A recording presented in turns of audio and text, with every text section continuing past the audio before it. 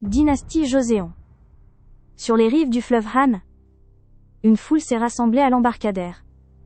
Les bateaux ne circulent plus. La tempête est si violente que même les passeurs n'osent pas mettre une barque à l'eau. Ceux qui doivent traverser piétinant sur place, impuissants. C'est alors qu'un homme apparaît. Vêtu de haillons, coiffé d'un simple chapeau de paille.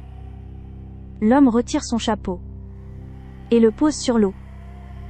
Les gens le regardent, intrigués.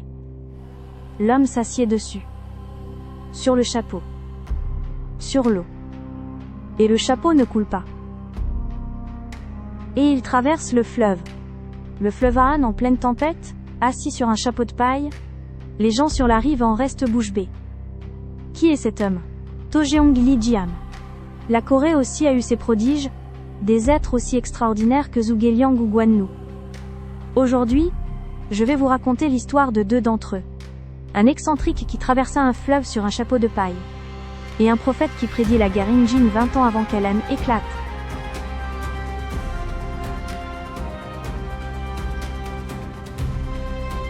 Lijiam.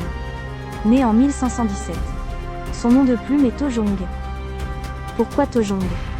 Parce qu'il était construit une hutte de terre sur les berges du fleuve Han, dans le quartier de Mapo, à Séoul. Te signifie terre. Jeong signifie pavillon. Littéralement, la maison de terre. Il venait pourtant d'une famille noble. Il a abandonné les demeures luxueuses aux toits de tuiles, pour vivre dans une cabane de boue. Pourquoi vivait-il ainsi? Parce que les conventions et l'hypocrisie du monde écœuraient. Les honneurs de la cour ne l'intéressaient pas. Il avait largement les capacités de réussir les examens impériaux.